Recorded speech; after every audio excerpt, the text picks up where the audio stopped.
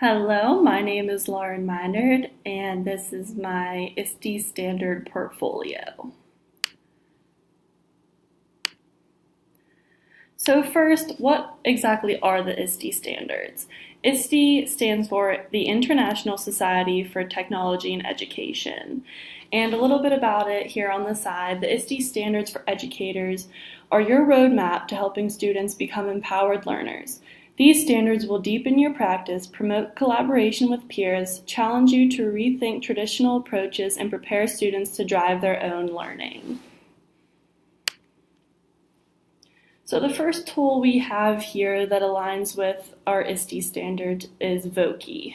And Voki is essentially a tool that lets you create an avatar, and it has a text-to-talk feature, which is one of the most popular things about it.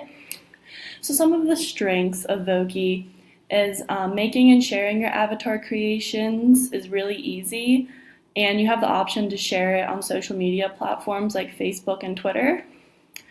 And another strength is that there's a Voki classroom option that a teacher can set up for her students, and it is password protected, so only the teacher, students, and those with the password can access it.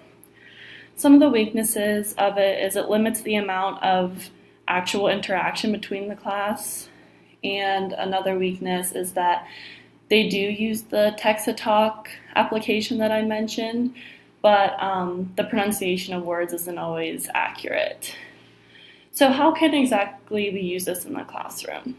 Well, some of the ways we can use it is that you can use it to communicate with parents. You can use it with students who maybe struggle with communication through language, and you can also use it to explain directions to projects and assignments in the classroom. And the particular Iste standard this aligns with is designer, because students are creating their own avatar.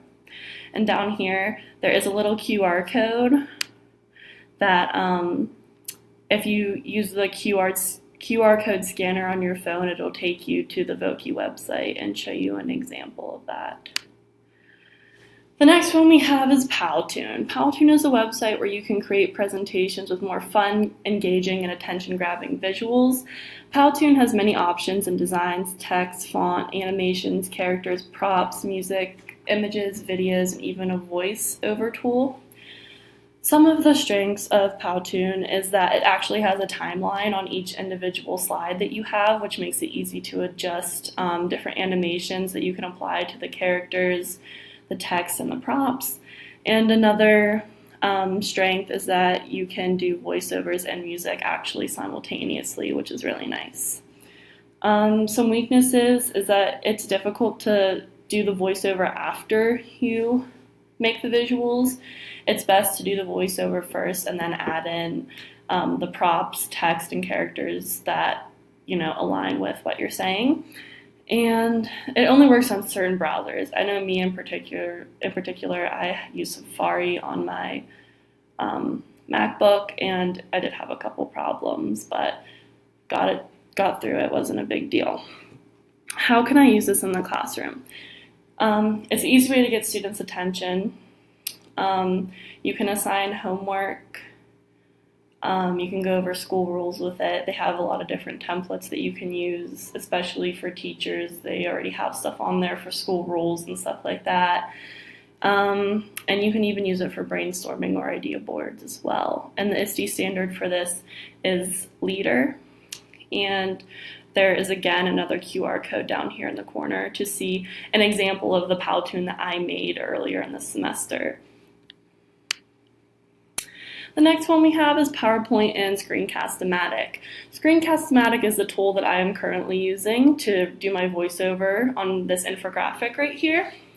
It's an application you can download that allows you to record audio and video on your desktop computer. Some strengths, you can delete segments and re-record, so if I would misspeak or stutter and want to go back and edit some things out, I can do that pretty easily. And it has a feature for adjustable screen size, which I'm actually using right now. It's pretty convenient. Some weaknesses, however, is the downloading process. Me personally, I had some problems with that. It doesn't record external audio. So for example, if I put a video in here It's not gonna get the audio from my video. It's only going to pick up me talking right now. It is not compatible with every device. Again, I think it's a browser type thing. Like I said before, I use Safari. How can I use this in the classroom? It allows for more planning and preparation instead of kind of going up there and being nervous in front of people and presenting something. This is something you can sit down and do beforehand to make sure you get all the information in there. It's good for tutorials and how-to videos. It's good for instructional delivery in the classroom. Again, you can pre-record it, especially if you're a teacher and you know you're not going to be there. And you can upload it online for school courses. And the Iste standard is facilitator. And again, another QR code down here in the corner for a screencast I did earlier in the semester. The next one is infographic. This is actually what I made this presentation on. And the website itself is called Pick-to-Chart, but the infographic is the actual visual that we see here. It's an online tool that people can use to turn information into eye-catching visuals, whether it be an infographic or a presentation. There are many useful applications like props, text, charts, and the ability to insert videos. Some of the strengths, you're more likely to remember visual information just in general. You can turn infographic into presentations like I'm doing right now. It's easy to use and it saves your work as you go. Some weaknesses is it is slow running at times and it crashes, which I have encountered it as well. There's no spell check. You gotta definitely make sure that you're spelling things correctly because it will not catch it. And it'll even autocorrect things to words that don't even make sense sometimes. Some objects can change color, others cannot. Again, that's not a really big deal, but like if you have a color scheme, kind of like what I'm trying to go with here, it can be a little bit frustrating. And how can I use this in the classroom? Infographics are printable, so I could literally print this out right now, hand it out as a flyer, hang it up in the classroom, and that goes in with the next one, make informational posters for a classroom and handouts for students. The Iste standard is designer because students, it gives them a lot of freedom. They can do whatever they want with this. And another QR code down here for another infographic that I did earlier in the semester. Assessment tools. So we did quite a few assessment tools, but the ones I mentioned here are the Rubric Maker and Socrative. Socrative is an assessment tool that teachers can actually use to check the students' progress, and the Rubric Maker, I'm sure we all know what a rubric is. It has the criteria that you have to meet in order to get a certain number of points, and it goes into some pretty great detail to let the students know what is expected of them. And for the Rubric Maker, a strength is it presents criteria on what the rubric is for, like labs, presentations, and papers. A weakness is it saves only to an HTML or an Excel, and it does have an older format. I mean, it's not very attractive, but I mean, it works, so it's not a big deal. Socrative, the strength for that is the teacher has access to results and reports, which is really good to see what your students are actually getting out of what you're doing. And a weakness is for students to participate, they need to each have their own device, which if you're in a school that really doesn't have a big budget for technology, that could be a problem. The Iste standard for Rubric Maker is facilitator, and the Iste standard for Socrative is analyst.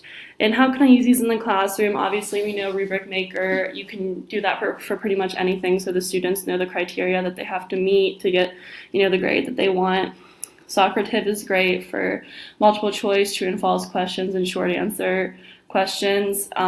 It's good for formative assessments throughout the lesson as well. And again, there's a little QR code down there. That is for the Rubric Maker website if you guys want to check that out.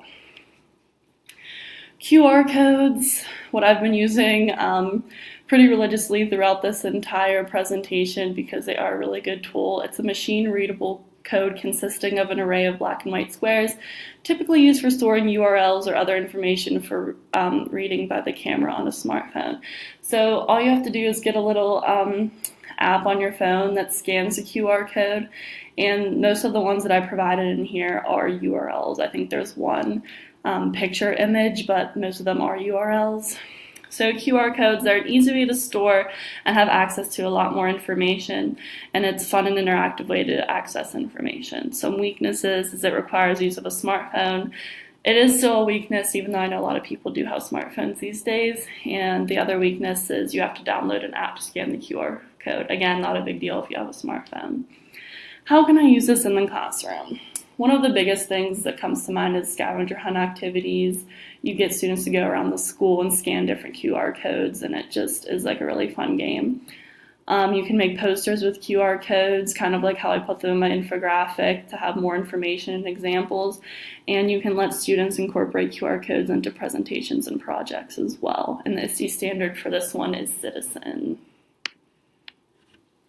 The next one is word clouds. Word clouds, I think, are probably one of the most fun ones, and I remember doing them myself in elementary school. Word clouds are a good tool for students and teachers alike. Websites that generate word clouds allow you to copy and paste text into a text box. Then from the words that are used, it creates a word cloud. In the word cloud, the most commonly used words appear in the larger font. Some strengths is that the most important words are the biggest. It can help students with their writing, and it's a fun way to present information. Some weaknesses are some words will appear very small, and they may not convey the whole message with just a few words. How can I use this in the classroom? It's great to get students to check papers, see what words they're using the most. Like if filler words like and the pop up the most, like it's something that they know that they need to work on to convey the main idea of their paper. And you can use them to present important information in a visual way. So like in a paper, the main idea will usually be in the largest font, which is what you want. And the Iste standards here are design and analyst. And again, there's a QR code up here to a little example of a word cloud. Nearpod. Nearpod was probably one of my favorite tools that we used this semester. It allows you to upload lesson plans and slideshow presentations. It makes it interactive because each student can see the presentation on their own computer screen, and they answer questions and take quizzes on the content at their own pace. So some strengths are definitely that students can work at their own pace. Students get the information on their own computer, not just one big screen for the whole class. There are interactive elements like coloring a map. That's one of the examples that we did in class when we played around with Nearpod.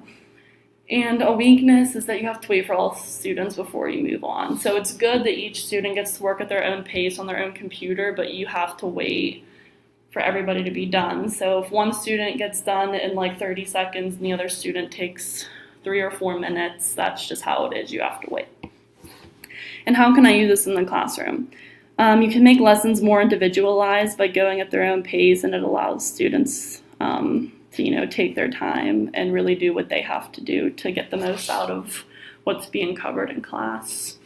This QR code here takes you to the Nearpod website, and the Iste standards are the analyst and facilitator. And here is my list of references for all of the tools that I used. Some of the references are specifically just for the websites to go to if you want to look at any of these tools on your own. And some of them will take you mostly to YouTube and some images of stuff that I have done this semester using the tools so you can see some of the examples. And there's a couple really good ones in here, like the Picto chart tutorial for beginners. And what's the other one? Oh yeah, Save the Bees. That is my personal one that I made. And the Screencast-O-Matic is also one that I made as well. Thank you guys for watching. I hope that you learned a little bit about the Iste standards for educators.